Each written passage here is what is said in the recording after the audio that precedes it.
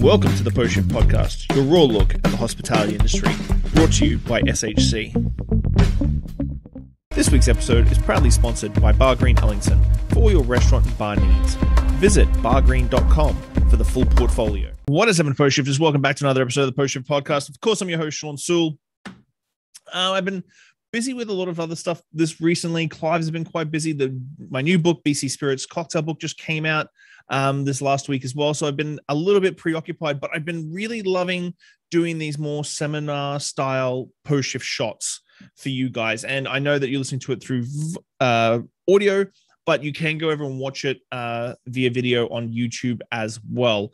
So this one's how to do costings. And this one's been toying with my head a little bit. So a couple of weeks ago, or a couple of months ago now, I put out the ultimate costing sheet, which was my gift to everybody about Excel and being able to plug in everything, and away you go. And so I wanted to go a little bit deeper on that because I think a lot of young bartenders, a lot of young chefs aren't getting trained properly because there's a myriad of factors that go into costing out, and your final costings and your sales mixes and your contribution versus profits and all these things. And I'm starting to see a bit of a trend here in Victoria, at least, about pricings going up and up and up. And while independents are still sometimes cheaper than franchises are quite up there as well. So I really want to dive into this to give you a bit more of an understanding on where I'm sort of looking at when it comes to my costings. When I do my costings, so define your niche. This is a big one. This is when you're just starting out. What do you want to sell? It's a big one. What do you want to sell? We're going to dive into this a little bit more, but what do you want to sell? What do you want to be known for? Projected budget versus overall budget. And this is quite a big one because your sales mix really comes into this. And I've talked about sales mix at the very end here. Sales mix, because you may be making money in something, but if your sales mix isn't strong enough, it's actually going to lose your money. And I'm going to explain to you how. So what? Define your market. Can you define the region, the area, the township, everything that you're in as you speak about where you want to put your restaurant? And does your restaurant need to be there? Can it be somewhere else? So really define your market, your demographics, your menial income, all these sort of things to really set yourself aside and get yourself a mission statement to go. The amount of times I've seen high-end restaurants move into middle class sort of neighborhoods, and people that live there don't want to go there. They're house rich. They have 2 cars in the garage because they go drive into the city. They have no disposable income, and you're creating a luxury restaurant. These are little things that I know that aren't going to be too much about costing, but I just want to put it in there anyway. Compare with your competitors. Now, this one's a good one because a lot of SWOT analysis and the stuff that I sort of see is always about like, oh, I'm going to cannibalize guests from their venue, and they may cannibalize people from my venue. And sometimes I think, well, if you just try and build your tallest building instead of trying to tear down another tall building, you're going to get ahead to start with because it comes down to product and brand, one. But two, a lot of people never talk about, like, if you move into a new block and there's been a restaurant on that block for a couple of years and they never seem too full, they never seem too successful, but they've always been good. They've been breaking even. We've talked about all those sort of things. Bringing your venue into that space helps everybody lift up. Like, I don't ever see anyone as a competitor. I never see anyone as taking people away from me. I see a culture where one lifts up the other and continues to lift up the other. And so I sort of see you moving into a new region or someone else moving into a new region into your region as an opportunity to really elevate that whole area and continue to build. More people in that area means more people through your door. So there's always ways around looking at your competitors. Find deficiencies. Now, I use this one as mainly the reason, my driver for doing all my businesses, to be honest with you. I look for deficiencies in the market. What do we need? When I opened Clive's in 2009, or took over Clive's in 2009, it was about creating a space that actually did classic cocktails, which we did not have except for Solomon's. When I did Little Jumbo in 2013, it was about combining a high-end cocktail program with a fantastic food program. And these are the little things that I was looking for deficiencies, things that didn't exist. You'd go to a restaurant for a really good meal, but you couldn't go to a restaurant, have a good meal and a good cocktail. Stick to your mission statement. I don't know how many people I have to tell you. If you haven't got defined your mission statement about what you want to do, you're already 2 steps behind. But flip-flopping on what you are, I see it all the time. I see a restaurant open for a month or 2 months, and all of a sudden they're sticking something, changing something, moving something, giving stuff away for free. You have to stick to your mission statement. And I know it is bloody hard to stick to that mission statement because when you change something, it takes 6 weeks, sometimes 6 weeks to 3 months to really stick and get more full market penetration. So you changing something every 2 weeks is not going to do anything for your business. Unfortunately, it might give you a little spike every 2 weeks, but it's not going to be a long-term solution. And I see a lot of people selling these things and getting recommendations after 2 weeks. I'm like, 2 weeks in a restaurant is not that long. 2 weeks in a restaurant's a pay period.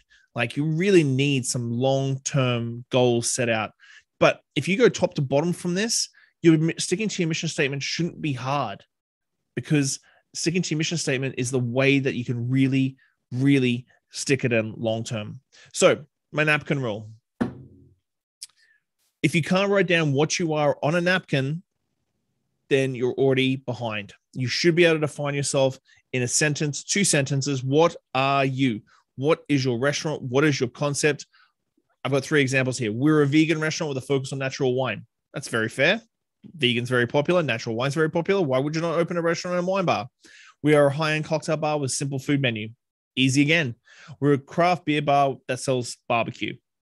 Again, fantastic. These are the sort of things that you should be able to put on a napkin and frame in your office about that was the concept. This was the concept I created, and put it down on a napkin.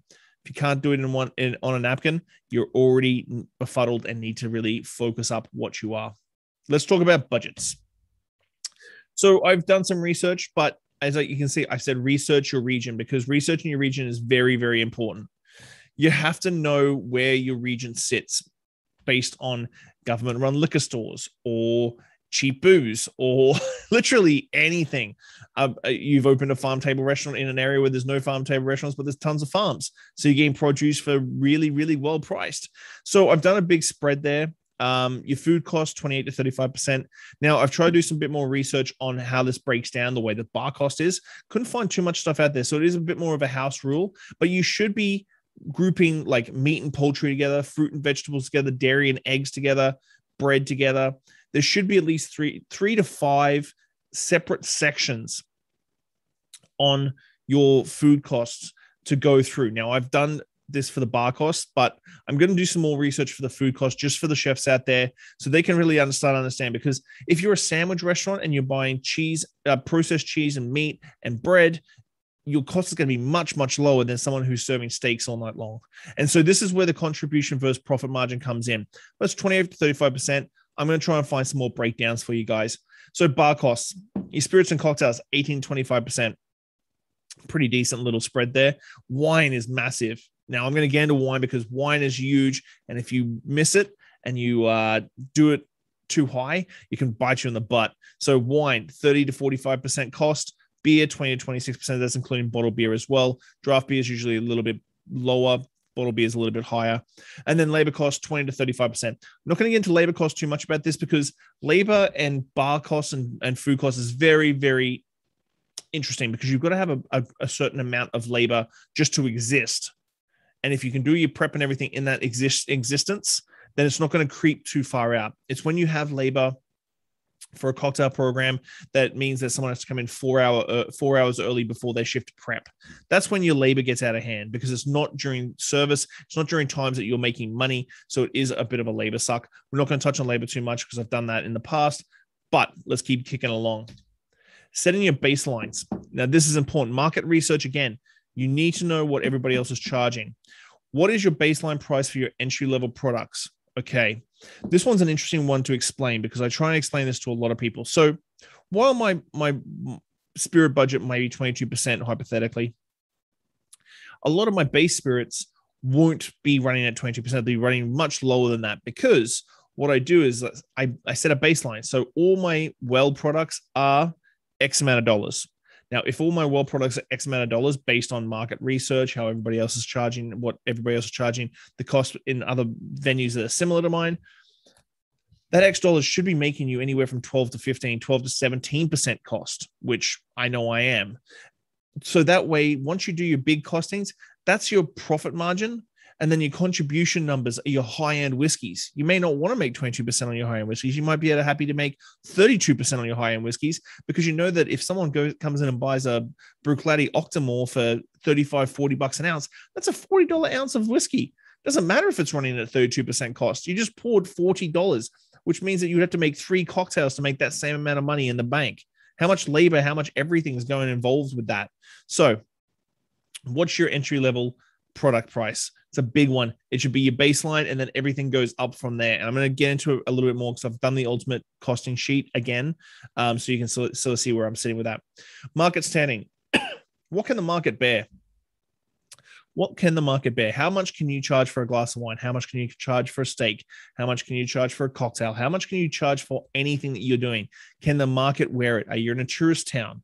COVID has definitely pulled back the blanket on a lot of different things. Like tourists are happy to pay a little bit higher premium because they're visiting. Are the locals going to? Are you a local spot? Are you a tourist spot? That goes back to your market research in the last couple of slides. Do you want to be the cheapest? Do you want to be the most expensive? Where do you want to sit? Where do you want to sit? Do you want to be the cheap place? Do you want to be the cheap and cheerful place? Nothing wrong with that. We got places like dive bars and fun bars and bars that serve Bud Light and shots of Jameson for less than $10. You can be that cheap place. You're going to have massive volume, which means you're going to make your profit margin. But where do you want to stand in the market? Where do you want to stand on that line from cheap to expensive? Where do you want to sit? Now, this is always my rule of thumb, and this is a big argument I have with a lot of people when it comes to costings: single versus reorder. I will always prefer someone to order 2 $15 cocktails than one $20 cocktail. And that is human nature in itself. They will be happy. They will have 2 drinks for $30 easy. 1 drink for $20. Would they reorder that again? It's a tough call. And you may have your own opinions on that as well, but that is a tough call. And that's always my argument. I'd prefer to do 2 cocktails at $15 at 22% cost than 1 cocktail at $20 cocktail at 18% cost. Because at the end of the day, I'm making more money. I'm making more contribution. I'm making more dollars per drink, everything. And so this is my rule of thumb. I'm going to say it one more for the people in the back. I will always prefer someone to order 2 $15 cocktails than 1 $20. And on that note, we're going to go to the next one. So basic cost formula. Now I've put this into the spreadsheet. So this is just so you have it wrapped around your head. It's cost of ingredients divided by sale price times 100. And there you go. You got your percentage. Not too hard there. You can find this anywhere. Just a quick little slide just to show you where I'm going. So this is my big sheet. Now I've turned this into a video, but I'm going to link this up so you guys can see. This is where we're at with spirits. Now I've gone through this video. If you haven't watched this video, please go back and check it out. You can download the free spreadsheet and everything. So you put your product in, you SKU, your supplier, just so that you've got those information for your inventory and stuff. Size, volume, that's very important. Bottle cost. And then it's going to roll out all your pour costs. And then you type in your liquor budget, and then it's going to project out your ounce, and then project out your 2 ounce. So like this is all going to roll it all out. And this is going to continue to roll out. And then that goes into your sales mix at the end. So I'm going to link this up. Don't stress about it. Please go check it out. It's going to help you out a lot. Oh, now it's going to play the video, isn't it? I don't want to play the video. Okay, let's talk about sales mix, because sales mix is really important. Profit versus contribution. It goes to say what I just said. Do you want to have 2 cocktails at 15 or 120? So that's a big thing. Someone said to me once, do you want to sell 3 hamburgers or 1 rack of ribs? Like 1 rack of ribs. And well, one rack of lamb. He's like, but you're not making as much money. I'm like, yeah, I am, because I haven't got the labor entailed to do 3 burgers. I haven't got the ingredients to do 3 burgers. I've just got 1 dish going out and I'm making my contribution. Am I making the same profit margin? Hells to the nose. That's where sales mix comes in. And I do believe sales mix is as important, if not more important, than your costings to start with, because your sales mix can like really throw your day out from being a really good week to being a really bad week really soon. And I'm going to show you why. Okay, so this is a I went with this one. This one's sort of a cocktail bar sort of feel. So we're looking at spirits and cocktails make up 50%, 20% cost. Perfect.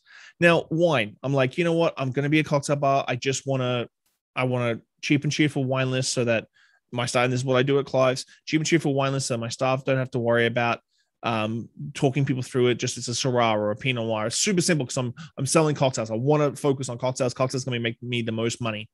So I did 20% of my sales mix is wine at 45% cost. Draft beer, bottle beer, simple. It's two small little ones, 13s and 12s. Not really much to move. So 100% sales mix, 25.5% overall cost. Really solid, tight little cost for a bar program for sure. Now, this is where it can bite you in the ass when you don't do your market research and don't figure out what people really want. Now, let's just say you wanted to be a cocktail bar so bad and you did all the fancy things and you had all the fancy tools and stuff, but you didn't do the training quite as well. And you didn't hire the staff as well as you did. And those cocktails start taking 10 minutes, 15 minutes to get out. And all of a sudden people are like, well, I'm not going to go there because the cocktails take too long. So I'm going to just get a glass of wine. All of a sudden, let's change the sales mix up.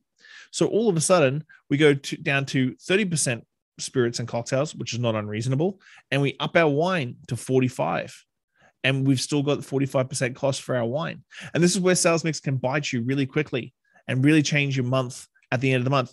We're going from a 25.5% overall projected cost to a 31.75. 31.75 is not something you really want to play with. That's a really quite, it's getting up there. And so this is where you really have to decide where you are and what you want to sell and how much you want to make from those things you want to sell. Like literally 6.something%. That's crazy. With just a simple flick of a switch where people are buying bottles of wine or champagne and not drinking the cocktails you want to do.